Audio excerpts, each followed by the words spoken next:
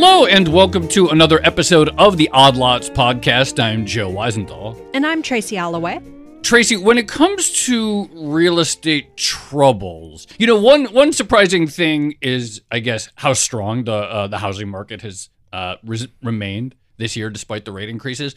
When people talk about troubles in the real estate industry, though, it's mostly the conversation has been on commercial real estate. Yes, and actually a specific segment of commercial real estate. So for obvious reasons, everyone has been very focused on what's happening to office properties. The whole work from home trend means there's less demand for offices, ostensibly. Meanwhile, higher interest rates are increasing expenses. And so that has been the predominant area of attention. But of course, there's also I call it the forgotten commercial real estate, which is actually multifamily residential, which counts as commercial real estate technically. Right, totally. And we talk about residential and we often talk about it in terms of just single family homes and what's happening to home prices specifically. And of course, that's a huge part of the real estate industry and where people live. And we talked about this in September, I think it was, with Julia Coronado. One other big thing that's happened over the last several years is just this incredible boom in apartment buildings, multifamily dwellings, particularly across the Sun Belt. Yes. So I remember this sort of 2020, 2021. There's just staggering amounts of construction of multifamily properties that were intended, I think, primarily to be rented out in super popular areas of the country like Texas or Arizona, places like that. And of course, since then, my understanding is that we've obviously seen an increase in interest rates. We've also seen or started to see a decline in rents. And so your cost of financing is going up while your income from rentals is actually going down. That seems like a bad combination. Right. So a big question is who are, I guess, the bag holders, or maybe that's a question, or maybe that's or how heavy is that bag? Because presumably, no one anticipated this surge in financing costs. No one really anticipated the surge in inflation, construction costs. And, rent growth had been one of those things that just went up and up. It went wild during 2020, 2021, 2022, one of the most dominant drivers of inflation overall. But supply and demand seems to be a real thing. And it seems as though with this incredible boom in supply, that we actually have seen some softening in rents. Here's hoping, but this is where we have to caveat that we never actually see the softening in rents. None of us will ever have rents cut. But it's in theory, on some mythical unicorn. I have heard that rents go down. I have yet to experience it. Actually, I just got my my new lease agreement offer. What's the how much? I'll just say it's gone up, Joe. Okay. So let's put it this way. Charts exist on the internet that show the line going down the other direction. Whether those charts are actually reflective of anyone's reality, that's a separate question. But I have seen charts that at least in some cities, again, probably more Sunbelt boom cities, Austin, Nashville, Atlanta, that rent prices have gone down. Okay. I've seen the charts. Okay. I too have seen charts. But okay. Let's keep going. Well, so then the question is, what is really happening in reality? And we sort of got to get a temperature check on, okay, if rents are going down unexpectedly, supposedly, if all these things have caught the industry by surprise, how big is that bag? Who's holding it? And how much trouble could it be in? And I think we have to have this conversation because, again, so much of the convo and the discourse has been about office. It's all offices all the time. So now we turn to the forgotten corner of commercial real estate. Well, I'm very excited. We have the perfect guest to discuss it, someone with a lot of experience in the multifamily world. We are going to be speaking to Lee Everett, head of research and strategy at Waterton. It's a multifamily investment manager. It's been around since 1996. So, Lee, thank you so much for coming into the studio and coming on Odd Lots. Thank you very much. It's a pleasure to be here. Who are you and what is Waterton? And I just asked that at the beginning because I figure listeners might want to know why we're talking to you. My name's Lee Everett. As you stated, I've been in the industry now for roughly 20 years, the entire time focused on the residential sector, and I've touched everything from senior living to multi to single family. And Primarily, I've spent that time advising internally or externally as a consultant, C-level executives on the multifamily sector. Today, I head up research at Waterton. That's a multifamily investment advisor with about 15 billion AUM today. We operate in the top 30 markets in the U.S. We're primarily a value add shop, so we're buying, improving, selling homes. Our funds are primarily closed-end funds, so it's a controlled hold period and a controlled time. You mentioned research, and you also mentioned that you were a consultant. What are the kind of things that you're hearing in the market right now? I think it's dark days in general for a lot of the market right now, and it's primarily been driven by a capital markets event that we've never experienced in this industry. I tend to think that we're going to end up seeing the 21 and 22 vintage, which was the largest transaction volume years on record for multifamily by huge amounts, end up one of the worst vintages in the history of our industry. In 2021, in the fourth quarter alone, over 150 billion in apartments transacted. Wait, sorry, which quarter in 2021? Q4. Okay. Over the course of the year, over 300, almost 400 billion transacted. To put that in perspective, the previous high in 2019 was under 190 billion for an entire year. Whoa. So capital came into the space like we've never seen before. Now, this capital entrance, it was primarily driven by two things: the rent growth that you both have alluded to earlier. What we saw that year was over 700,000 renter households form in the U.S. That is over 2.5 times the prior record. And as such, we ended up with rent growth that pushed over 15%. Some markets, Phoenix, other Sunbelt markets, you saw rent growth on new lease turns coming over 20 and 30% pretty consistently. And what was really crazy about this was there was a massive spike in renter incomes. So these rents were relatively affordable as incomes were actually rising quicker than rents at this period. Was that driven by people moving into the area and maybe doing more work from home and bringing higher salaries with them? Or? In many instances, yes. That's what would primarily drive the large renter income increases in, say, a Las Vegas, where you're getting some LA people that may not have been as wealthy there coming into a market where your median income's like $60,000. $80,000's a lot wealthier relative to the median in Las Vegas. It also was driven by, frankly, a lot of household fractionalization that was pent-up demand. You had people losing roommates. You had people moving out of their mom's house that had been there for a long period of time. I mean, being frank, in 2021, we had working-age population losses as a country while we were generating all of these households. So the explosion in the labor force allowed people to form households both as millennials that hadn't, and this filled a lot of the suburban product, the single-family rental product and such, and Gen Z backfilled the city at an incredible rate. This wasn't like the millennials coming out of the GFC where everybody had 3 and 4 roommates. Gen Z was living 1, maybe 2 roommates at the most, and a ton of them were able to live alone in our major cities, and that just drove demand that we'd never seen. Real quickly, say the numbers again for 2021. What was the total for that year? The total transaction volume? Yeah. It was between 350 and 400 billion. And the previous high, 2019, was 190, is that? Yeah, it was around 190. And when you say vintage, that's a very specific, or I think of it as a specific term related to CMBS, so commercial mortgage-backed securities. So is the suggestion that the financing for these multifamily properties was bundled and sold off as bonds? It was bundled, but primarily as CLOs, which okay. I think we're going to need to get into because that's sort of the other side of the coin here. Was at the same time we had this vintage. First off, what I mean by that is deals that traded in that year or were purchased in that year. And you had basically $500 billion trade between the beginning of 21 and the middle of 22. That vintage is everything that traded over that period.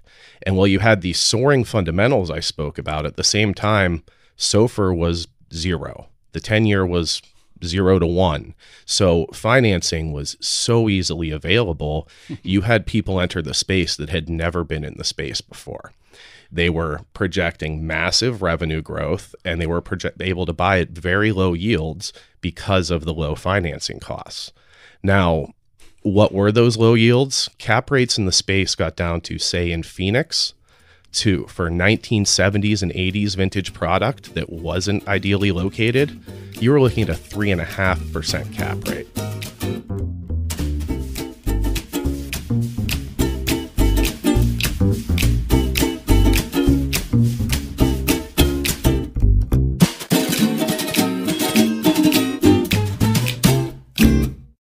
Can you just remind me cap rates? From what It's I like remember, the inverse of PE, right? yeah. So maybe this has changed, but from what I remember, like less than 5% was considered pretty good, not that risky, and like more than 7% is kind of bad. Is that right? You're backwards. Am I? So the higher the cap rate, the higher your income to price ratio is. So it's NOI over price. Okay. And the less NOI you have over price, essentially the more risk you're taking on in the deal, because you're relying far more on value to be driven by price growth rather than NOI growth. Okay. And when you're buying at, say, a 3.5 cap, a not ideally located property, you're very much relying on that income to price ratio staying the same or declining, especially if you're doing so with interest rates that are around 2%, which is what you were looking at that period in time for short-term floating rate debt,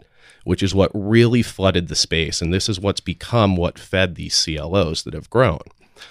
So there's all kinds of a million questions already. But why don't we actually, just since you said talked about the financing structure, short-term floating rate debt. So Tracy and I have done a number of episodes on credit and the looming maturity wall for corporations. I know Tracy insists I say looming, but there's not. In the case of this has to be refinanced very quickly. Like, talk about the sort of, okay, someone does a deal. What are the terms? How far? When do they have to pay it back? How does that work? So these deals were primarily financed by debt funds.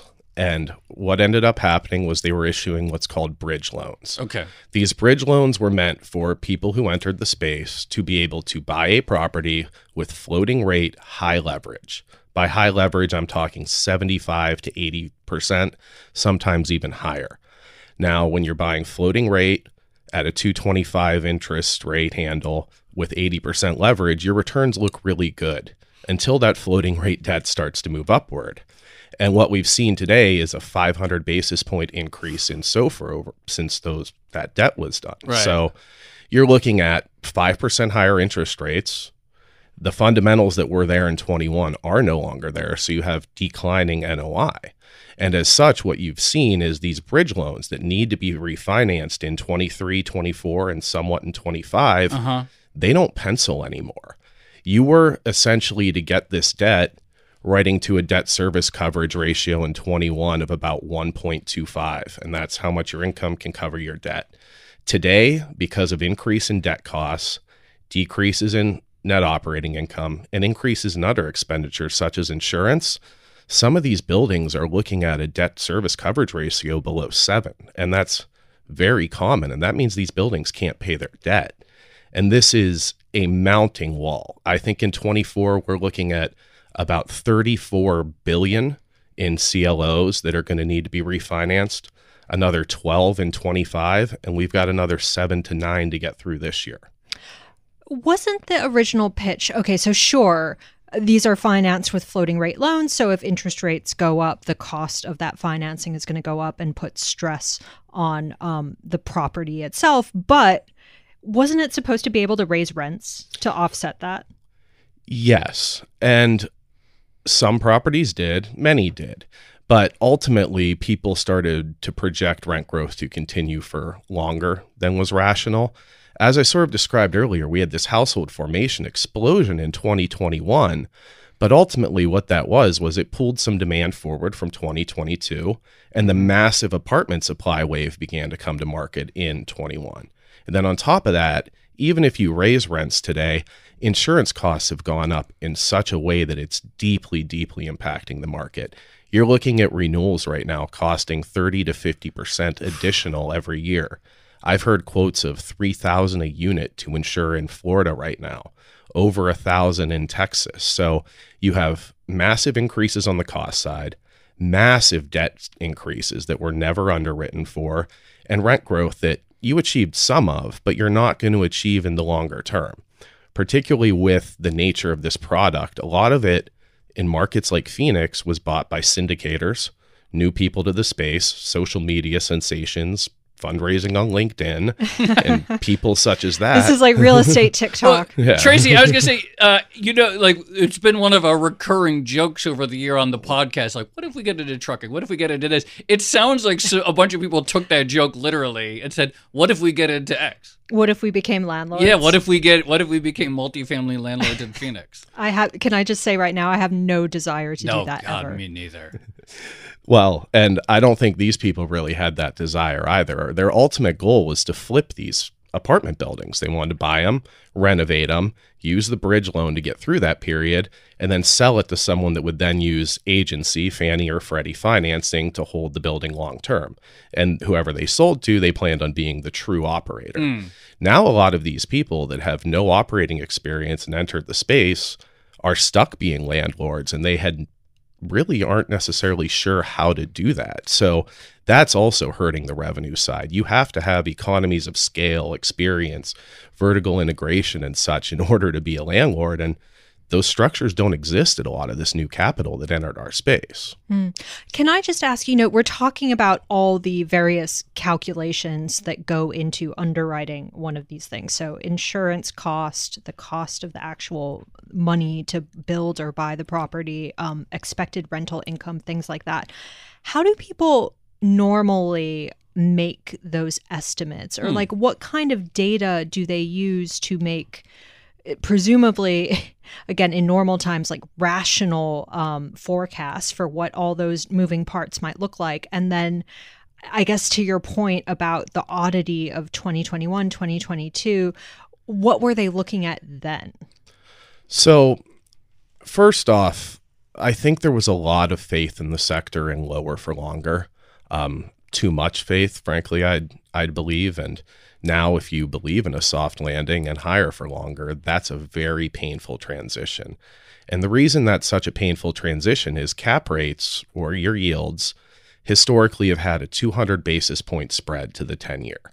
So normally the risk-free rate should be at a discount to the real estate rate.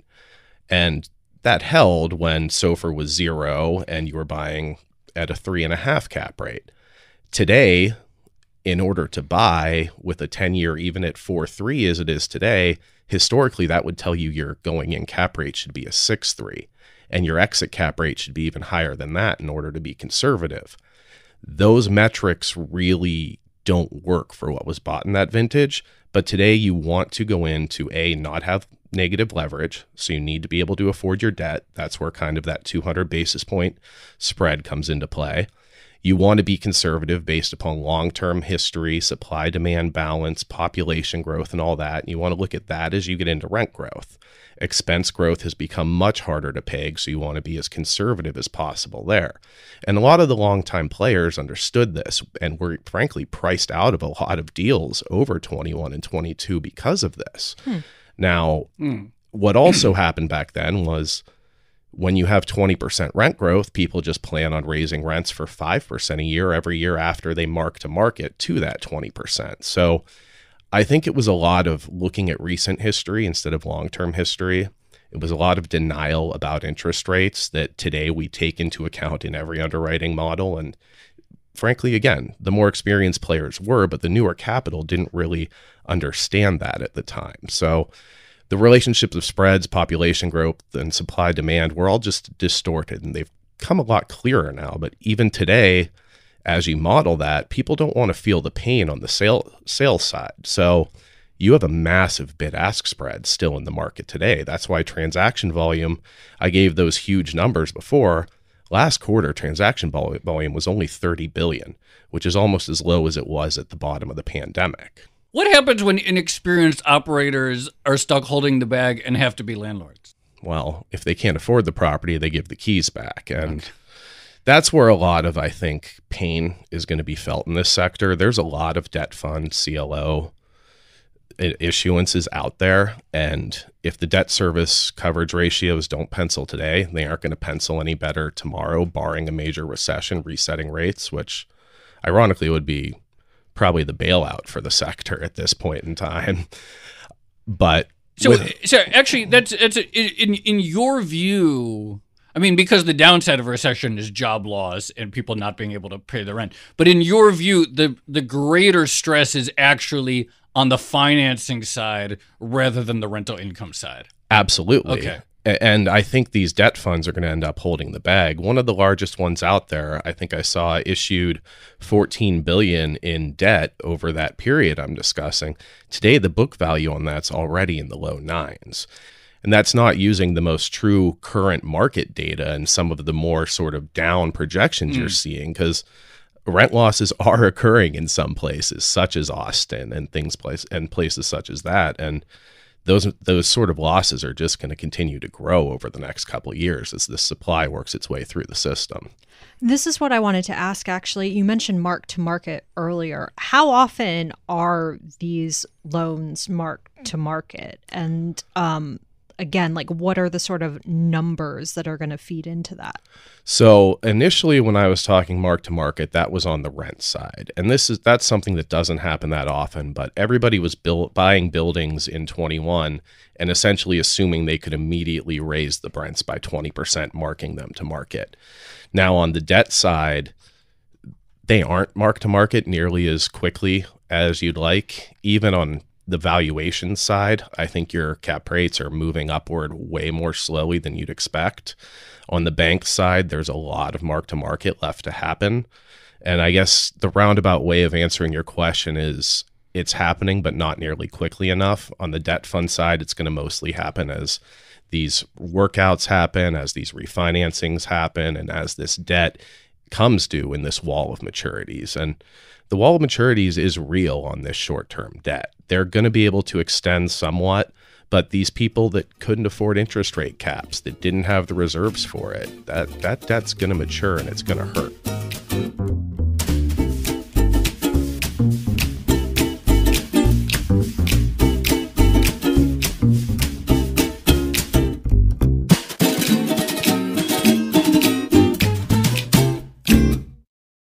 What's the catalyst for a lot of these to take losses? Is it like eventually they have to market, although I'm still unclear like what the trigger is for having to do that, or eventually they have to refinance and maybe they can't get the financing? Is that the thing that like starts sparking losses? Because otherwise, as we've seen for the past year or so, it feels like they could just sort of string it out for a very long time.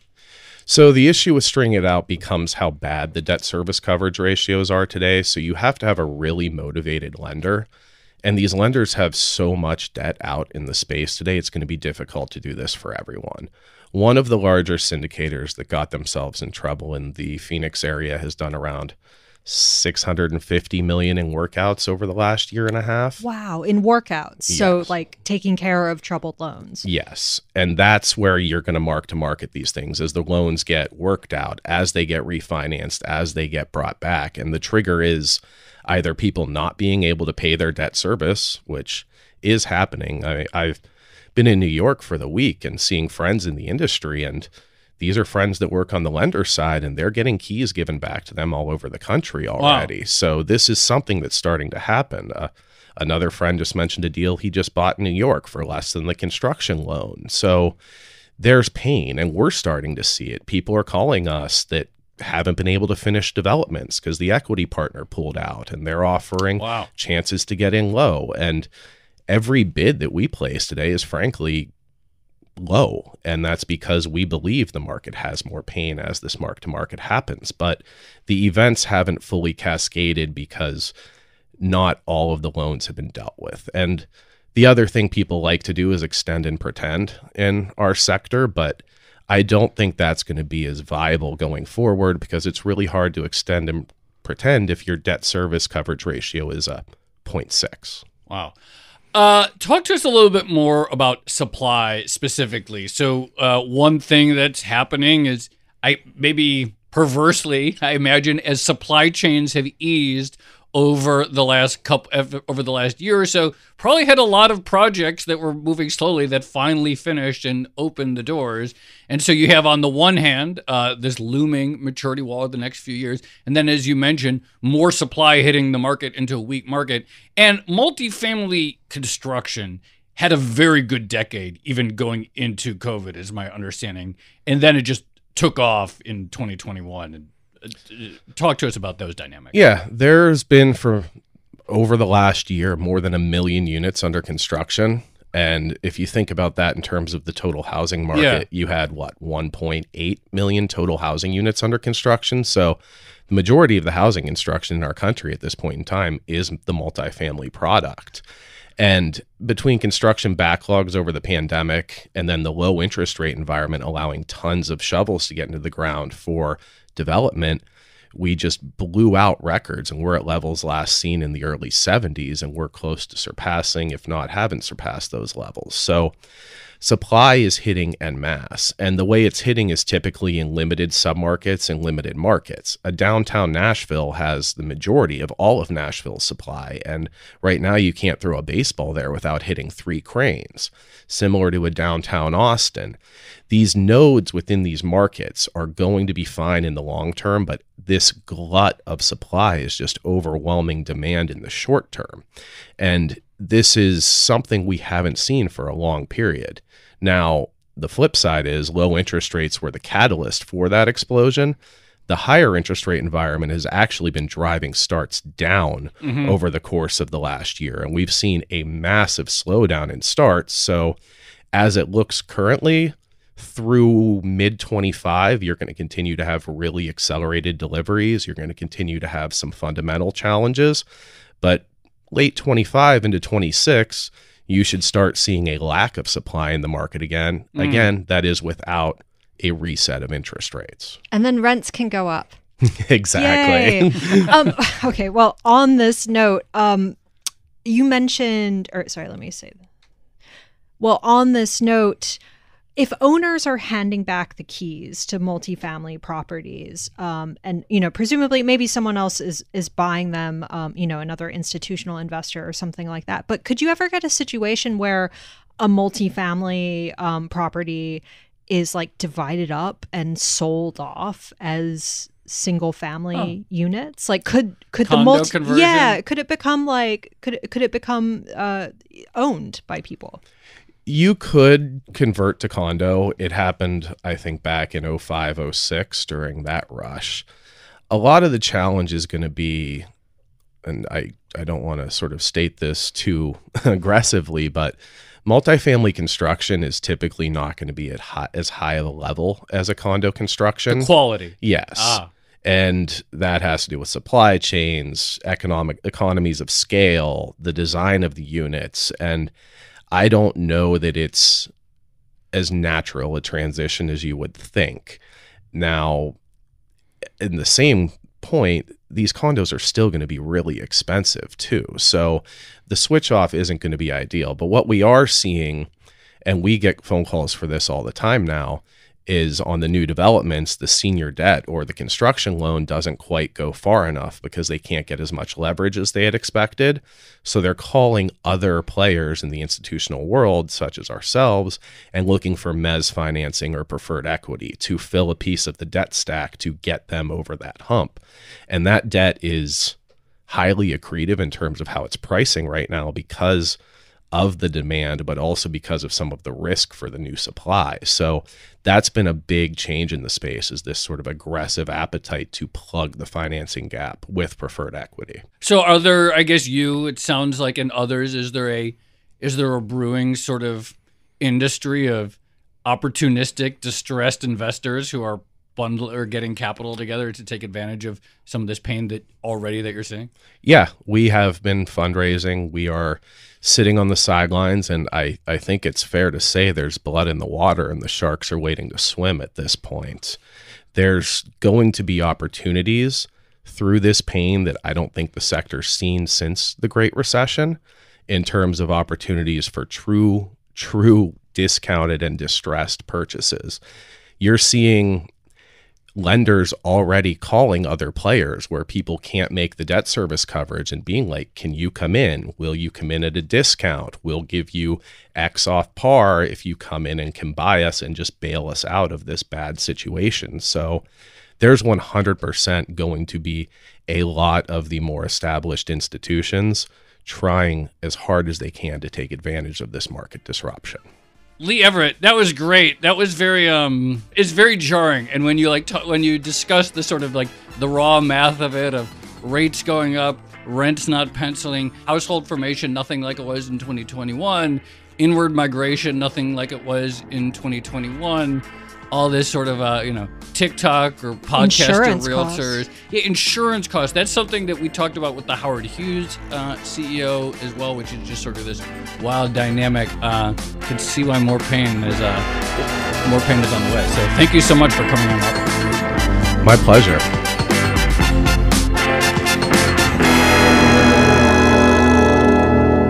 Tracy, I'm really glad we had that conversation. We don't really say perfect storm as much as we used to when we used to talk supply chain. No, we just did on the wind energy episode. That's true. We're bringing it back. This really, yeah, it's back. This one really does seem like a perfect storm of just all kinds of different things going on. Yeah, absolutely. And I do think it's funny isn't the right word. No. But it is intriguing the degree to which people saw like the post-pandemic period, which I think any reasonable person would have thought like there are weird things happening right now. Like you have this huge migration, interest rates are super low because we've just had, an emergency. Basically, the economy just shut down. Yeah. And yet it seems like some extrapolated that very short and dramatic period of developments to like, it's going to keep going for the next 5 years. And this is actually something that's striking to me is how we see this from industry to industry to industry. Everyone sort of fell into this to some extent. I mean, you certainly saw it in tech, for example, with all of it's all e-commerce now, and everything is gonna be shopping online, and eventually like those trends basically reverted to trend, or Netflix shooting up and then people realizing actually it's gonna go back to roughly the old trend, which is an upline, and it might be an upline in multifamily too, but it got so far deviated. But it is weird. I mean, like, you figure there is not going to be multiple migration waves from San Francisco to Las Vegas. Like that was, you sort of knew that had to be a one-off almost by definition. And yet you get the impression that people saw the lines going up and they wanted to play. Yeah, I'm still amazed. I mean, Lee mentioned this, but like the amount of construction in Austin that's like still going on. Yeah. And if you think that like in 2021, it would have been even more, I can't imagine. They really were booming, those Sunbelt towns. People with a Bloomberg, or I guess Fred too, just pull up that U.S. multifamily units started for rent, and you see it trending up very clearly from December 2009 to 2020, and then it just shot up.